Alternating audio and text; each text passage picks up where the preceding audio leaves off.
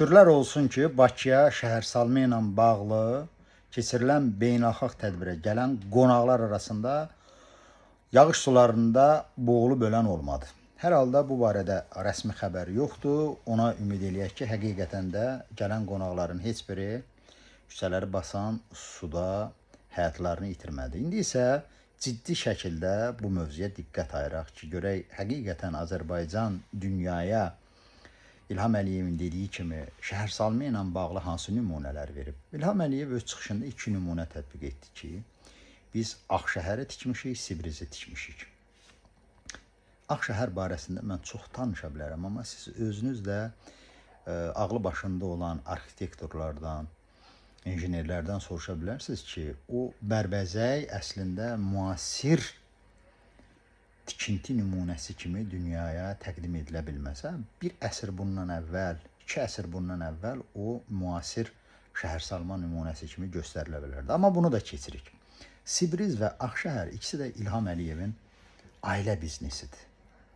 Və onların mayasında, fundamentində uğurluq pullar dayanır. Azərbaycan xalqından uğurlanan pullar dayanır və o qətiyyən Azərbaycan xalqının, dövlətinin uğurlu nümunəsi kimi insanlara təqdim edilə bilməz. Və ən başlıca sual, gəlin soruşaq özümüzdən və cavabını bilirsinizsə məni də hal edə bilərsiniz ki, bu 2 nümunə ki göstərib İlham Əliyev, Sibriz və Ağşəhər, deyin bilək, Azərbaycanda işləyən əhalinin, əmək haqqı alan əhalinin neçə faizinin həmin yerlərdən, o lüks yerlərdən mənzil almaq imkanı var?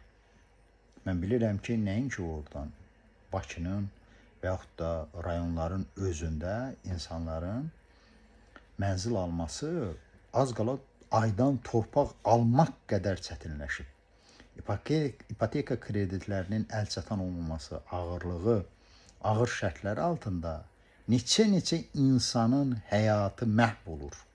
İnsanlar Tanrının, təbiətin onlara verdiyi o qiymətli ömrü ancaq xərcləyirlər ki, necə ev alsınlar və yaxud da evin kreditini ödəsinlər.